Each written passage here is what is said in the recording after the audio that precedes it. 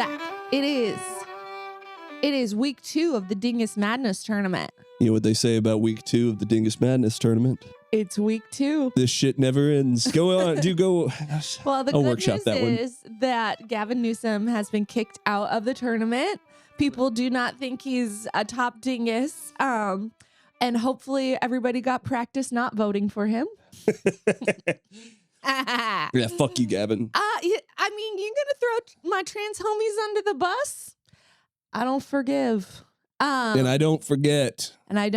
But here, this week 2 brings us the Dirty 32.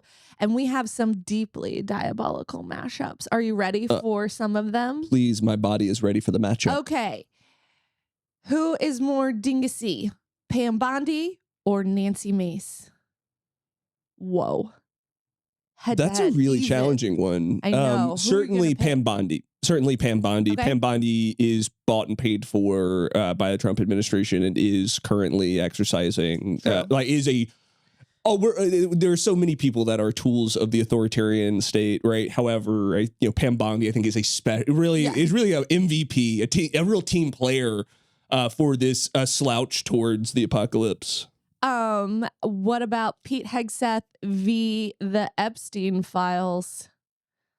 My boy Pete Hegseth? I actually am appreciating what the Epstein files have done for us lately. I mean, I don't like that they exist, and I don't like that. Noted Epstein list fan, Lenz.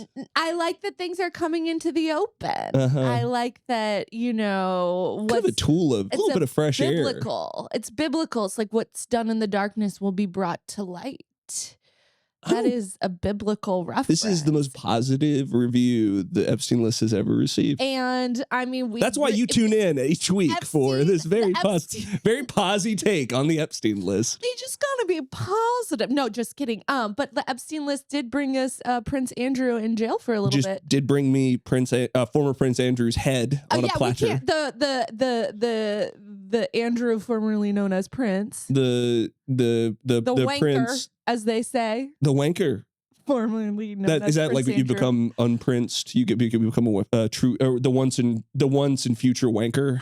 I just didn't know that you could not be a prince anymore. Like I thought that if Queen Elizabeth gave birth to you, that you were a prince, and they're like, no, you can't be a prince anymore. It's like if I told my son he was not my son. And of all the royals that we would take, I mean, you got to be a real scumbag in order to win. You've got King Henry VIII wasn't uncrowned in his lifetime, right? Like when you're this is not an institution. It's a real wanker palooza when you consider the royals. And they're like, we've only jailed 2 of them. And they kept their title, right? And they're like, we will jail. Sometimes King Wenceslaus of the Holy Roman Empire, right, is imprisoned, and yet we're keeping his title. Yeah, that's right. That's right. Bring back the tower. Make the tower great again. Ooh, there we go. Bring back the tower. Mata. Make a tower. Oh, I see what you're doing. Mataga. Yeah. What about Sean Duffy versus undecided voters?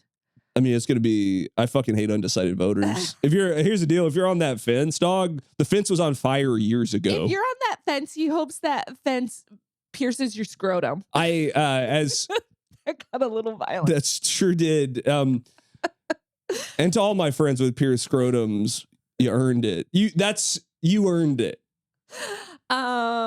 What about Dr. Oz v. Josh Hawley? This sucks.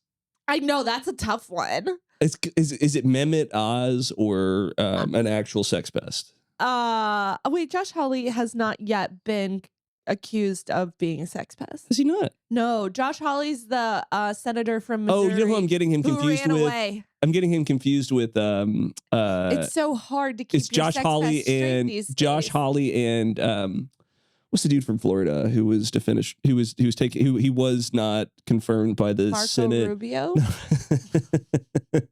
No, the other weird guy. Florida, Ron DeSantis. Not the other. No, the other weird guy. What's How many weird guys from Florida are there? It's not Josh Hawley. But he looks like an actual drug addict. His name is. You gotta narrow it down. His name is.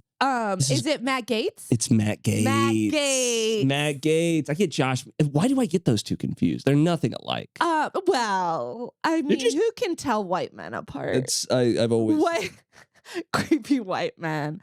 RFK versus Nick Shirley. I mean, by degrees, RFK is a much larger caliber of he's been sicko. Around longer. Nick Shirley, though, is like he's done a lot of damage in his short little weenie life.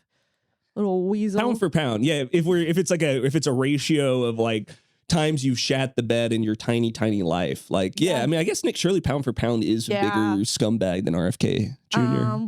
Okay, last one. Caroline Leavitt versus Marco Rubio. I'm gonna give this one to Marco because we got ours with Caroline. Those photos in the New York Magazine spread. That was Marco, and that was but they were both in. They were both in there, but like Caroline got the. She got. She got. Yeah, she got. And I do feel like, I mean, while she is a mouthpiece of the administration, if we're talking about like the damage done, you know, Marco Rubio's like, hey, a little illegal oil war is great.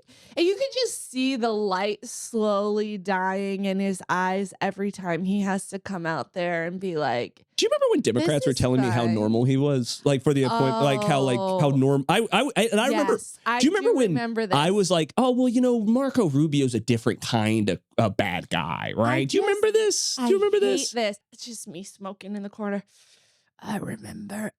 The problem, I think, is that this is a systemic issue, and it's not like we want to believe that we're here because it's personality driven. But as we see with the system of dinguses, Nuremberg of nincompoops, if you will, that it's not just one guy, it's legion, and then they're all lining up to be part of this power vacuum.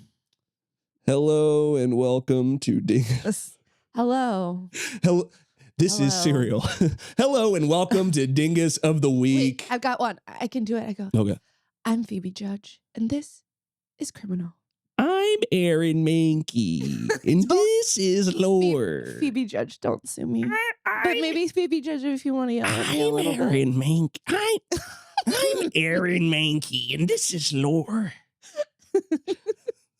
I love my podcast, ladies. Hello and welcome to Dingus of the Week, a weekly show where America, we've seen you with no clothes on, and hubba hubba, boing, awooga. I'm Zachary, or I wrote that phonetically, boing, which is I'm Zachary Oren Smith. I write about politics for Iowa's Starting Line, and I'm here with, you know her, you love her, Lyz, the author of the Dingus of the Week newsletter. This podcast is the audio second course to the newsletter's visual feast. Sign up at its new home on patreon.com. That's at patreon.com/Lyz Lenz. Wherever you listen, help support the show by going to youtube.com/Dingus of the Week. Like and subscribe to the channel there. Rate and review us on Spotify or Apple Podcasts. We read those, and when you don't write, we know. Share this episode in a group chat near you, the one you're thinking of, the one that has the very fun name, the one person group chat with the unhinged name with no it will be used to prevent you from being exonerated for your crimes, and of course become a patron of the Dingus Arts at patreon.com. That's at patreon.com/Lyz Lenz. Do you think people would sign up more if I told them to do it? Do you think people don't want to sign up because a man is telling them, and nobody wants to be told things by a man? Nah.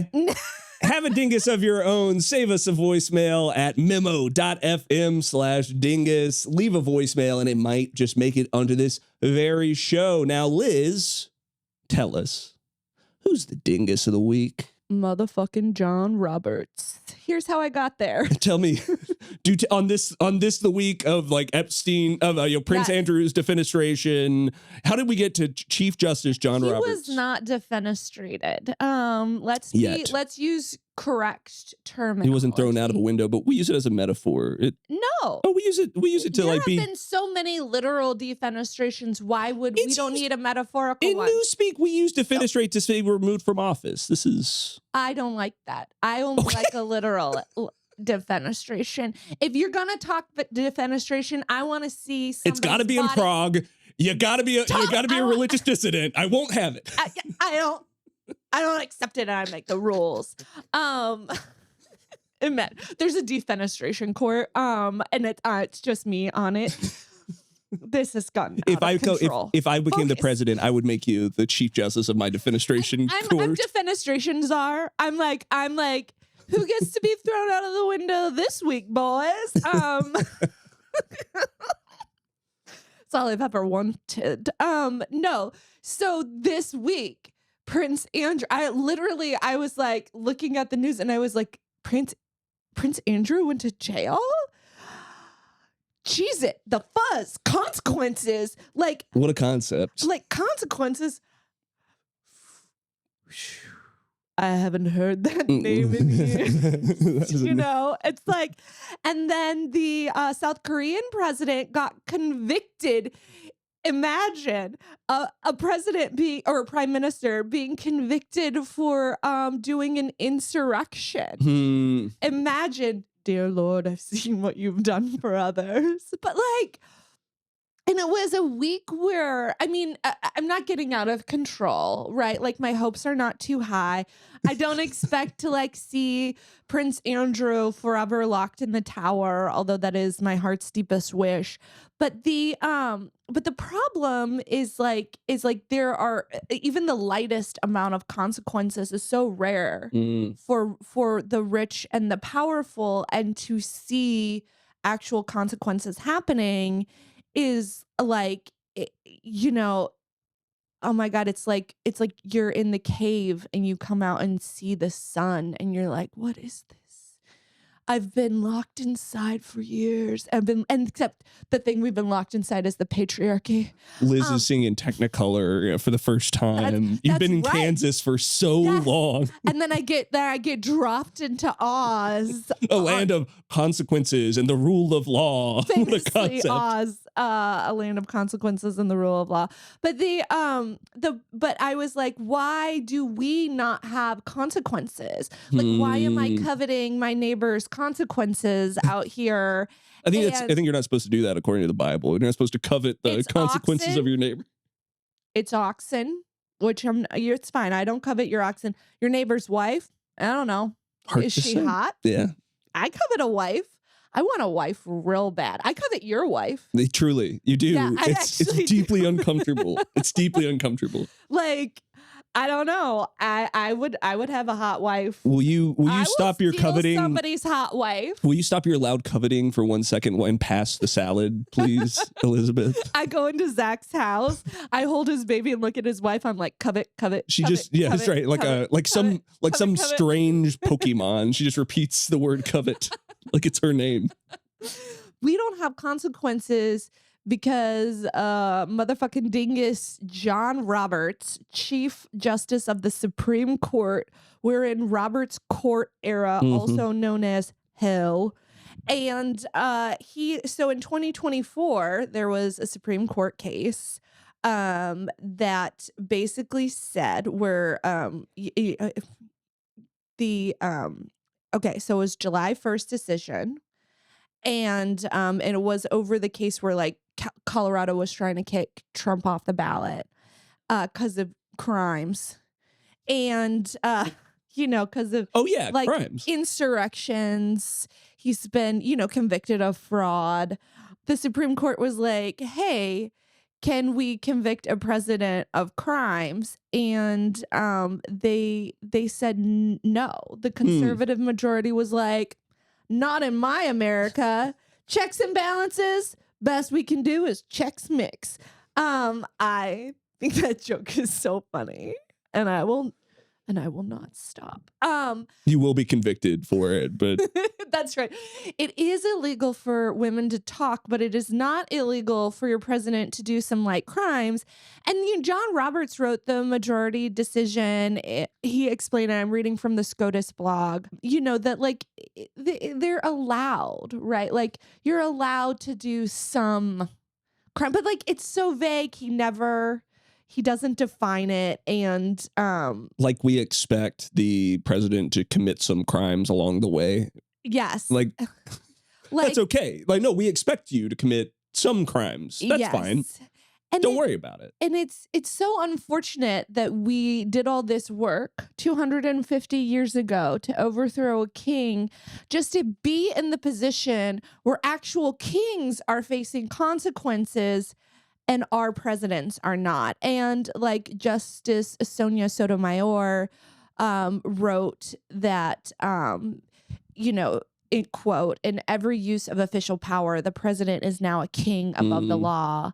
And Ketanji Brown Jackson said that this ruling was basically the practical consequences of the ruling would be a 5-alarm fire that threatens to consume democratic self-governments and the normal operations of our government. And guess what? We're here.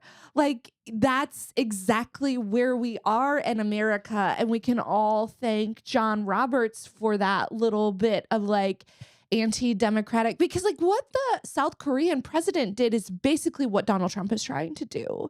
Is like declare martial law, take over, and say, in South Korea, he was declaring martial law because he was like, oh, these North Koreans, there's this North Korean faction that's trying to take over. I'm going to declare martial law, shut it down. And you saw Korean lawmakers literally climbing gates and fences to get into the National Assembly so that they could vote this down and say, hell no, not in our watch. And we here in America are having this happen where Donald Trump is like taking over cities, right? Declaring martial law, saying that like, oh, these criminal elements are taking over. And the best Chuck Schumer can do is tweet that, this isn't helping the price of eggs. Nice work, Chuck. And nice work. And you're just like, are you kidding me? It's like Jeff Bezos sees this and he's like, hello, sir, would you like a side of money with your crimes? And like, and then we get like a text from the Democrats. It's like, please donate $10 to help us fight this now. It's like, we're trying everything. Have you tried everything? Have you tried everything? Speaking of us, have we tried getting a little girl from Kansas to dump water on Christino? Have we tried tipping Mitch McConnell over so that his so he's like a turtle on his back?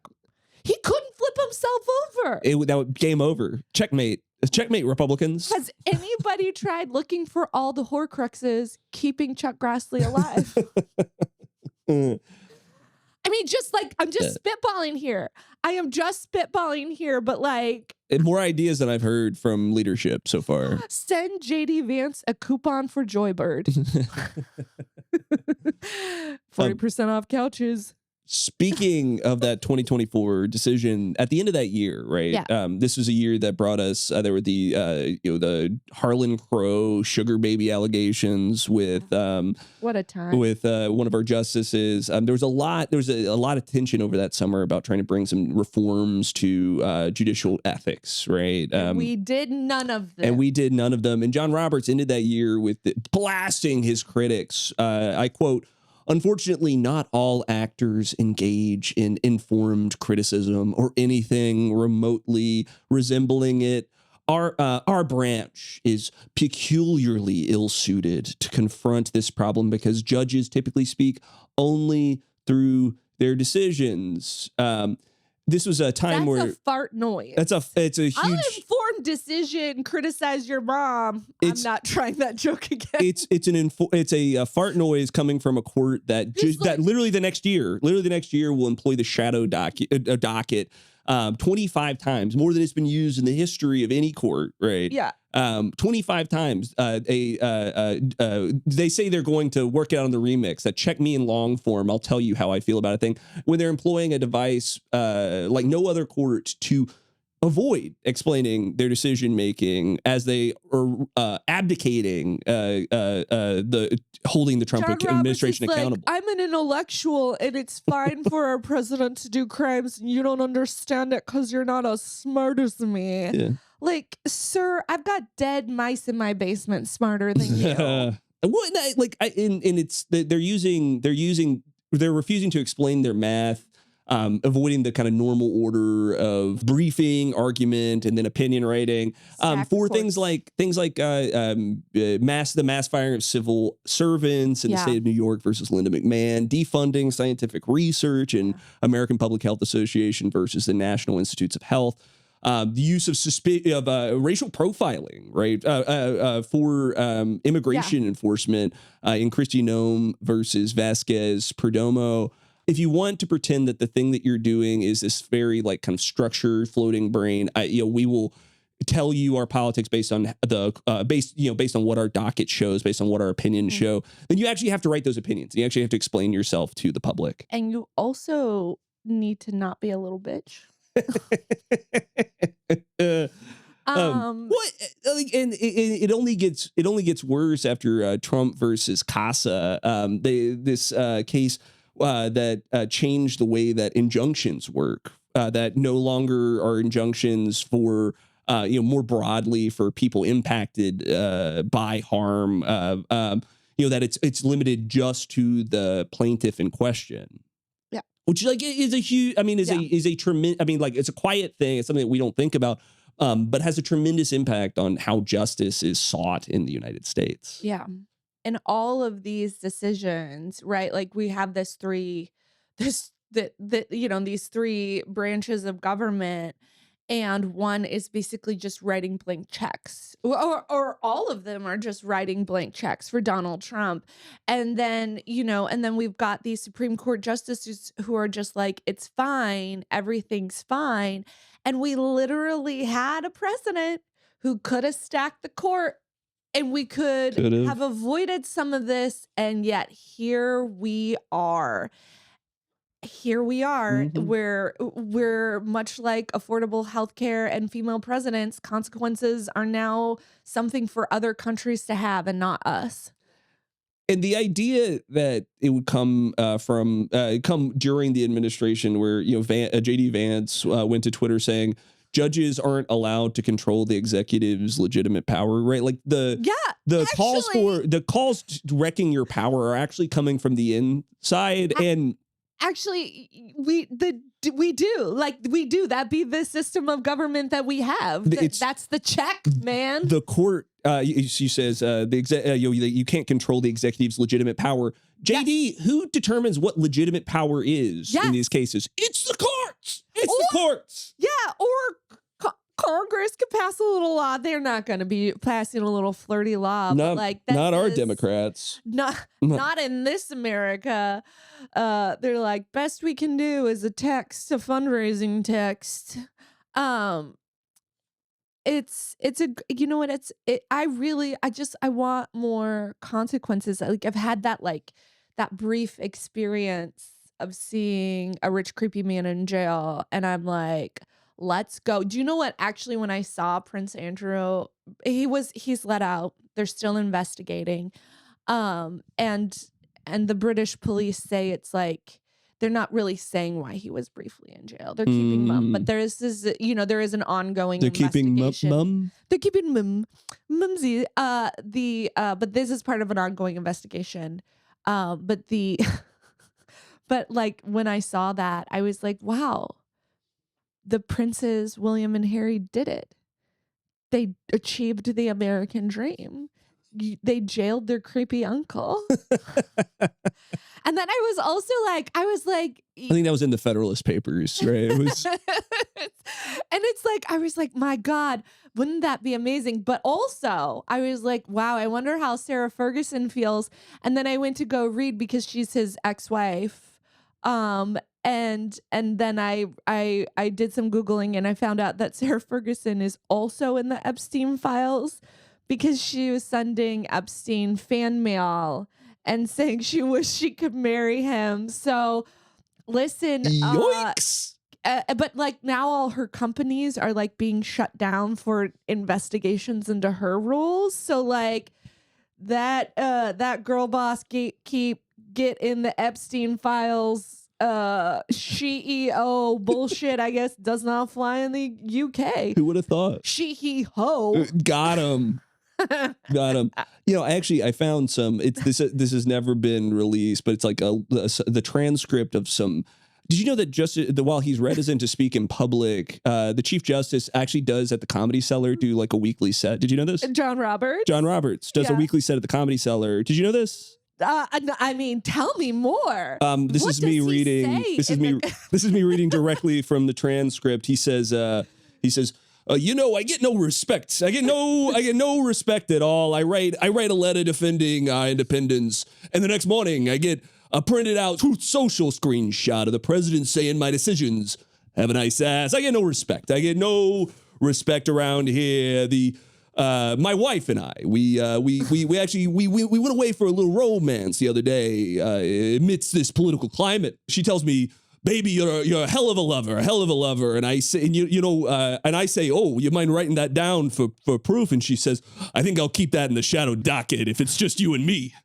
Can I say something about his bits? Like, not your bits, obviously. No, obviously not. I'm reading a direct transcript. Yes. So this is not yours. This is a direct transcript of John Roberts' Comedy Cellar. Just get to the punchline a little faster. I got one more.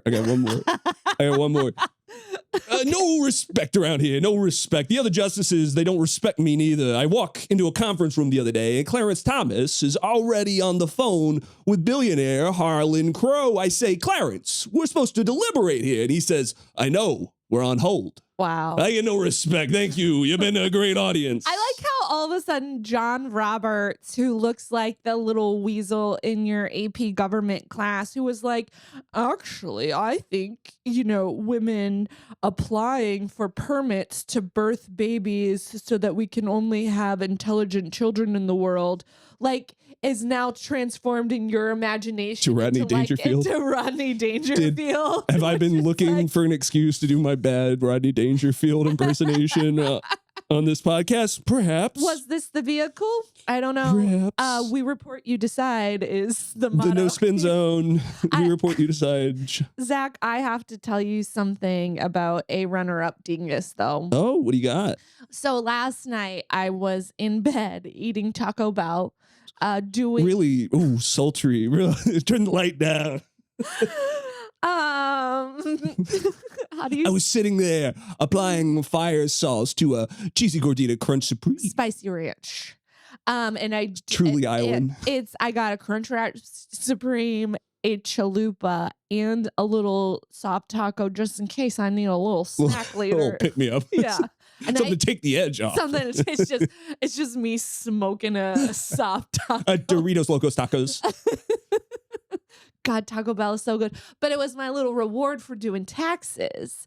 And I was like, lost in the world of QuickBooks while the Olympics is going on.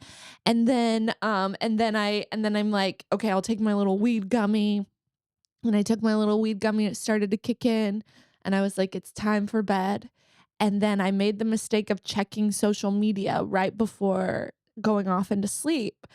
And I opened up social media and on every app, Instagram, Blue Sky, Threads. Yeah, I'm on Threads. Real sicko. It's fun over there. It is wild over there. But it's like you and Kara Swisher alone talking to one another. Hey, Kara, what up, girl? Not now.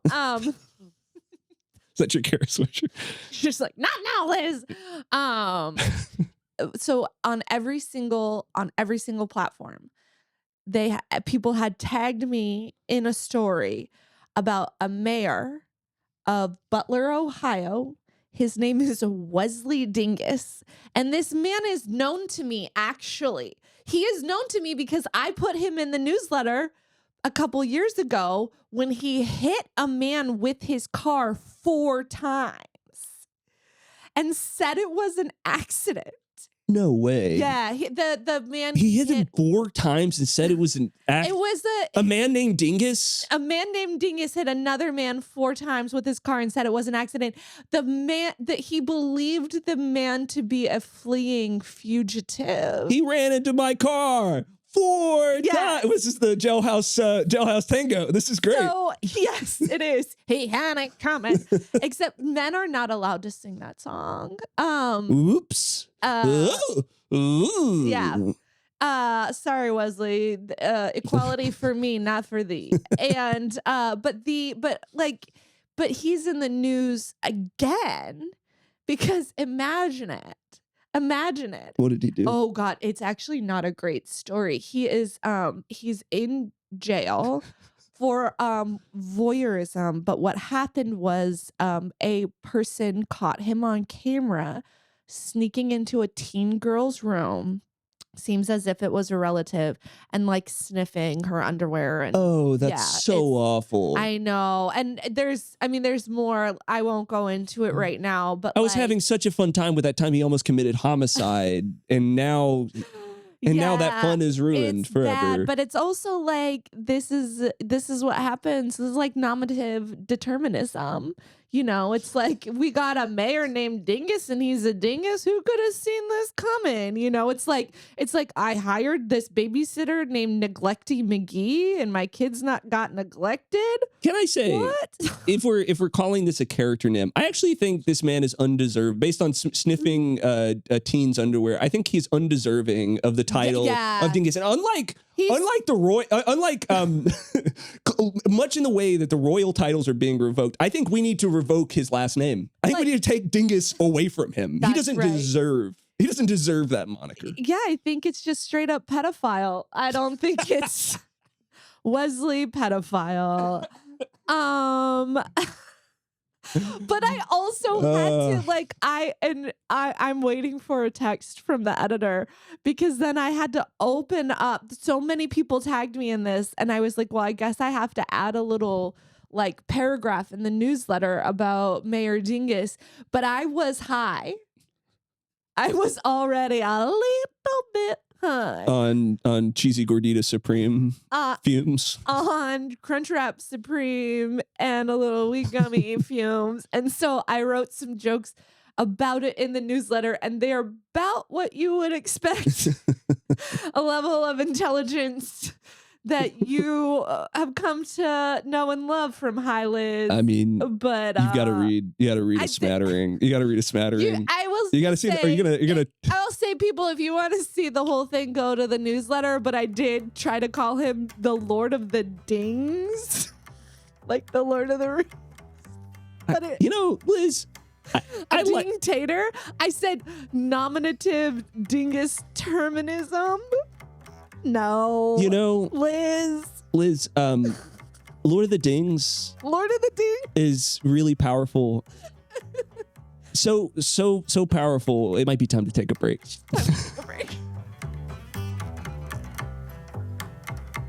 And we're back. So that's my line. And we're back. No, I'm so excited. And we're back. So we record this podcast in my home. And today there is a snow day. Both of my children are in this house currently. And my 14-year-old daughter made us chocolate muffins. Okay, she didn't make them for us, but she's allowing us to eat them. She made them specifically for this show. This is the official Dingus of the Week endorsement based on... But she's a swimmer and loves to swim, swims all the time. She's our little athlete. And she made she made the chocolate muffins from the Summer Olympics. Like if you remember the viral chocolate muffins from the Summer Olympics, she heard about them and has been trying to recreate them in our home. And I gotta say, this is why you let your children grow up. Well, I guess I haven't eaten the muffin yet. I could still murder her. Okay, hold on. Let me get that bite. muffin. Get that bite. Oh my gosh. Good. Mmm. This is why That's pretty powerful. people talk shit about teens, but like, she literally woke me up the other night because she had been making muffins, and she woke me up at like 10:30 and just like, Mom, take a little bite of a chocolate muffin. Okay. I'm sorry, what? Wake me up to be like, have a little bit of chocolate and go back to bed? Damn, My dude. God. Liz. My kids are the best. Do you want to play a game? Mm-hmm. Do you want to take a, because I want to play a game of Dingus Says What. I've prepared for you 3 court cases. I went to the cellar of the Supreme Court. I looked at the fine vintages of bad decisions. There was, of course, Plessy v. Ferguson. There were others. And among them, I found that 2010 was a vintage year for bad decisions. Oh, really? A vintage year for bad decisions. So I've pulled 3 decisions from the docket. Mm-hmm. And 2 of them real, 1 of them fake.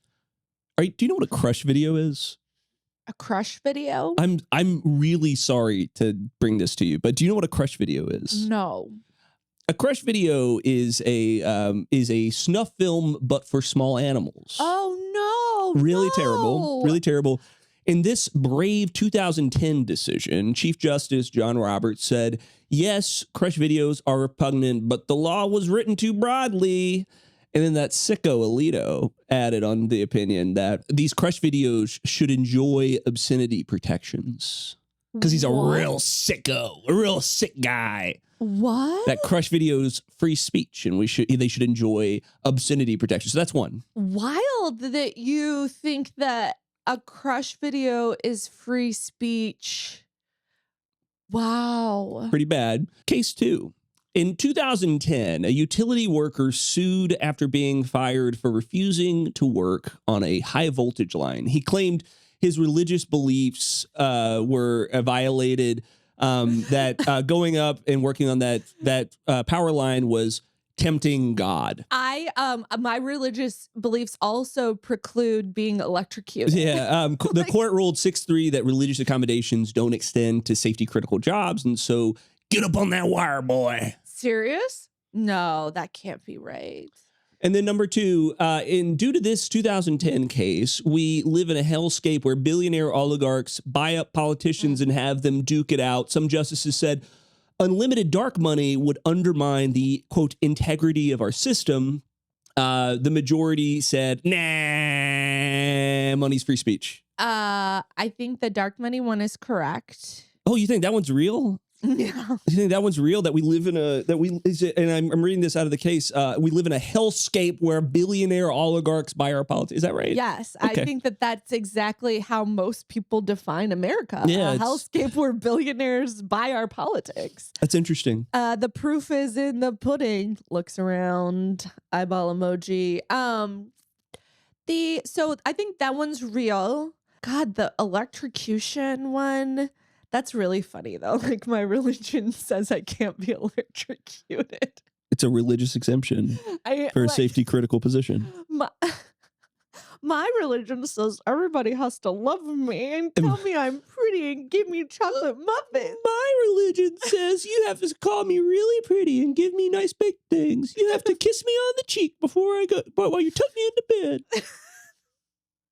My religion says. Daddy, my religion says. So, I don't think a video where you murder somebody is not free speech. And I think a video of murdering a pet cannot. Because it's not like I'm like AI generating this video. Like, these videos would actually be happening. So I'm filming a crime. Filming a crime doesn't seem to be a free speech act in the sense that, like, it exempts you from the consequences of doing that crime.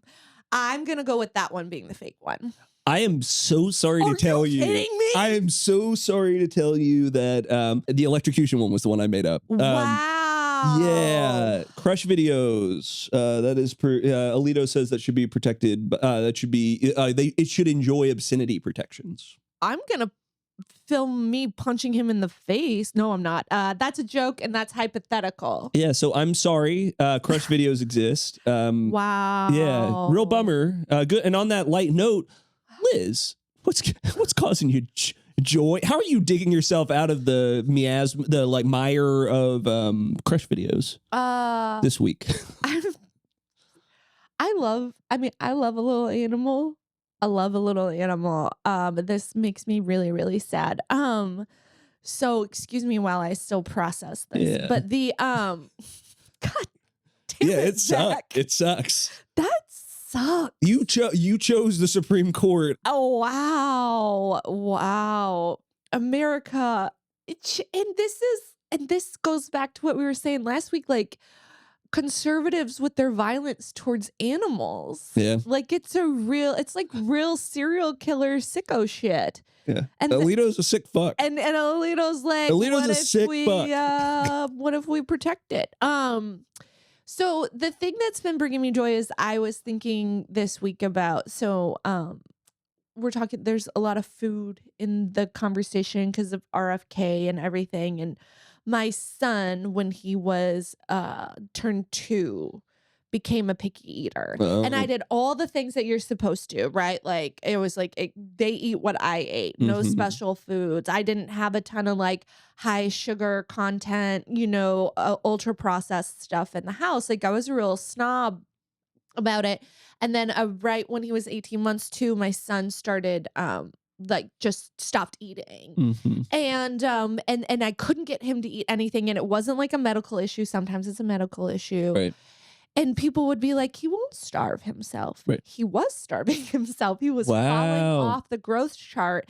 And I had to get him monitored because when babies slip off the growth chart, like that could be a sign of severe illness or abuse. So it was not like a great time in my parenting. I had like a 4-year-old and then this little toddler who was really trying to off himself. Yeah. And this was like the same time when he would like strip naked and run into the street. And my daughter would be like, Mommy, Bubba run away again. And I'm like running out the door. And this is a kid who would like, I found him like crawled inside the dishwasher wielding a knife once. When your baby gets to be this age, I am really good at disarming toddlers. Oh, that's good. Yeah, sorry, I gotta call my specialist. My toddler disarming specialist. If you're listening, what you do is you kind of sneak up behind them and you squeeze their fist. Because you can't reach for the knife, you might get stabbed. But if you squeeze their fist, they'll drop the knife. Do what Mark Ruffalo did and like slam their fist against the counter a couple of times. Okay, don't do that. Mark did it. Squeeze their little chubby fist and be like, baby, drop that knife. Sexy Mark Ruffalo did it. I can do it. This kid, he's the kid who like ate a cigarette butt at the park. This kid for a laugh. I mean, it was for a laugh. It was a really good bit. It was a good bit. When I would take him to a preschool, I'd have to pat down his pockets because he was like sticking silverware in his pockets. Like there are these like little plastic knives. I got these like little Montessori plastic knives so they could learn to cook with me to like combat the picky eating thing. And he wouldn't use the knife in the kitchen, but he would put it in his pocket and try to bring it to school. Anyway, this kid, in the past couple years, we've started watching Guy Fieri shows together. Okay. Because my daughter's at swim all the time, we needed a show to watch together. And he had been watching diners, drive-ins, and dives with his Triple D, as the Flavortown residents call it. And so he'd been watching that at his dad's house. And then he was like, oh, there are these other shows we could watch. So we started watching Guy's Grocery Games and Tournament of Champions. And there's just something about watching Guy Fieri love food that I think two things happened in the past couple of years. One, he stopped being a picky eater. Interesting. And is now like eating everything. And you could say, oh, that's just puberty. Like don't give to Guy Fieri what, you can ascribe to puberty. But there is like, but the thing about like Guy Fieri is like he is able to he's able to kind of cross that political divide. Mm. So he's one of the few things that like that I have in my home that their dad will also allow in his house, because he's like really conservative, really like Trump loving kind of guy. And because of my kids' love of Guy Fieri, like they have been going to Guy Fieri restaurants like with their dad, who's That's really not like cool. a foodie, but like because they all kind of love it, they're like, oh, let's try these new like places. And then it's like the same things happening at my house, where it's like we've been watching all these shows and Guy Fieri just loves food. He's not mean about it at all. He's such a fan of chefs and people, and his shows, you know, there's room for criticism there, because you know he does kind of talk about food, like exotic food, as like the other, and it is kind of like diners, drive-ins, and dives is like kind of like colonial and like a white man discovering you know, this food of America. But he's such a huge fan of food, and he loves everybody, and his shows are really diverse. And in Tournament of Champions, like women win the show constantly, which you don't see in other cooking shows. And so I've just been really enjoying Guy Fieri, and like people shit on him constantly. Like there's all these, you know, condescending reviews about him in the New York Times, but like you're just like, he's just a guy who loves food, and we're hating on him because he looks like he was electrocuted by Ed Harvey. Like, I mean, let him be. Like, he wears gold chains, okay, but he just seems like a really nice guy who loves food, and he's actually out there doing like a whole bunch of good stuff. You might say, do we know his politics? No, I don't want to know. But I know he's out there donating to like a bunch of good causes. That's right. And like aggressively donating, not, you know, not just this like, oh, I'll throw a little bit for a tax write-off, but like, you know, during COVID, sure, did he criticize people for, you know, earning unemployment? Yeah. But did he also raise like millions of dollars to help restaurants like struggle through? Right. Tournament of Champions, like so many of the winnings, like he was donating to restaurants that the chefs would pick, like, and they're just like, and Guy Fieri's generosity is so renowned in his area that that like people talk about it, and like and so I wrote this essay about loving Guy Fieri, and I even had other people like get into my DMs to say that like you know, they worked at a restaurant that was featured on Diners, Drive-Ins, and Dives, and they were like, nice guy, nothing bad to say about him. So Guy Fieri, thank you for being a guy who loves food. That's a really, I love that. I love that bit of joy. That's what's bringing me joy. My son finally eating after 12 years. So tip to get your baby to eat is just die on the inside, give him chicken nuggets, and then introduce him to the Ferrari universe, and then introduce him to the extended Flavortown universe, the Ferrero Rocher of culinary television. That joke does not make sense. The Ferronious. Nope. Just tell me what's bringing you joy. End this joke bit immediately. I'm so glad you asked about what's causing me joy, Liz. Yes. I have been, last week, my wife and I went to go see the Emerald Fennel Wuthering Heights. I want to see it. It's totally worth, it's totally worth seeing. Yeah. It's totally worth seeing. I was in a theater that was absolutely frothing at the mouth about this flick. Was it just horny women? Just horny, as there was like a row of folks that were like in tears, like were screaming and in tears behind it. Truly a great experience. But the thing that's causing me joy right now, and I do recommend folks, I do recommend women you who decide to watch horny for Jacob Elordi. Incredible. It's the ring. It's if you haven't seen the earring, the thing that is causing me joy right now is Emerald Fennel's ability to just spike the discourse. Oh, You remember I remember this with the first time I really like tuned in for like the conversation around one of her flicks was for Saltburn, right? oh yeah. And you What a remember great movie. everyone and their mother like took to the internet because they just had to release Oh my pitch, their God. idea, their I thought. saw that movie alone. I Oh, was wow. weeping. That's a flip. That's a good one for groups. Yeah. Wuthering Heights, watch it alone. You'll get what I mean. But Saltburn, that's a group flick. Emerald Fennel has like my wife makes fun of me. I can't get hot takes of Wuthering Heights off my phone. It doesn't matter what search terms I go after. I always end up just like in the discourse-averse about Emerald Fennel's Wuthering Heights. So a couple things is like, I love the Brontes so much. You might hate this flick. No. But I don't do that. Like, Okay, I'm not cool. like the book and the movie are just, they're separate universes. Yeah, totally. I really, unless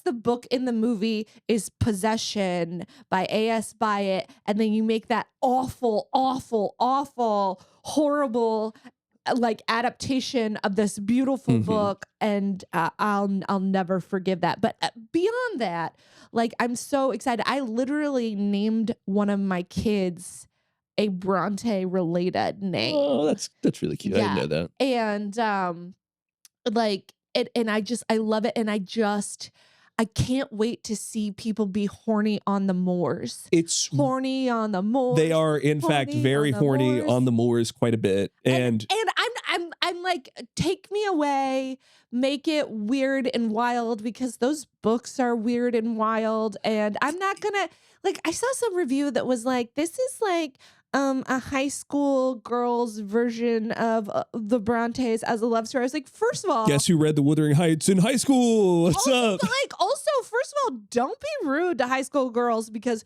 one just made us delicious muffins. And truly, she could have. She's also strong. Put some respect on that name. She could kill us right now. She's so strong. Living with a teen girl is like living with a large wolf.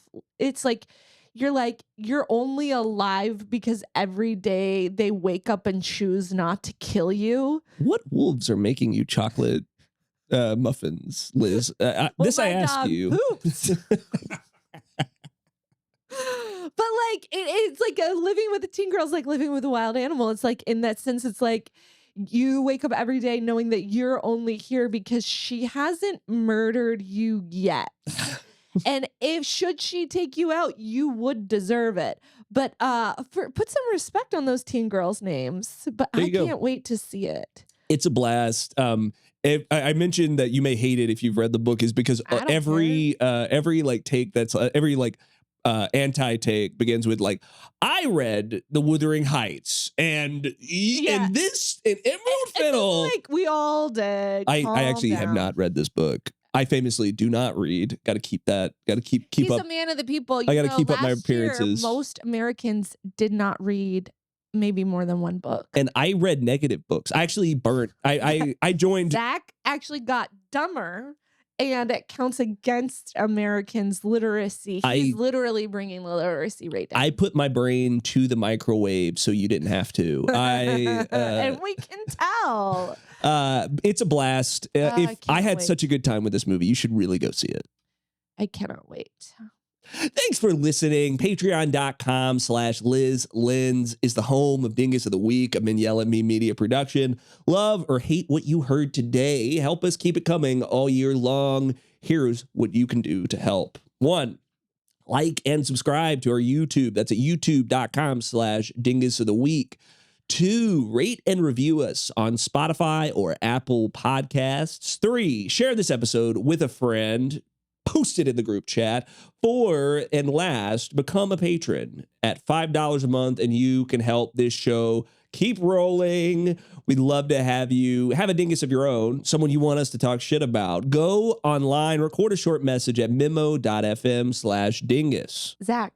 Yes, Liz. Thank you so much for being the producer of this show, for co-host. No, thank you for your Guy Fieri, Fiero Rocher joke. Guy Ferrari.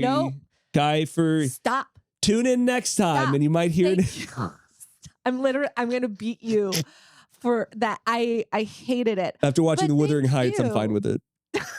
Thank you.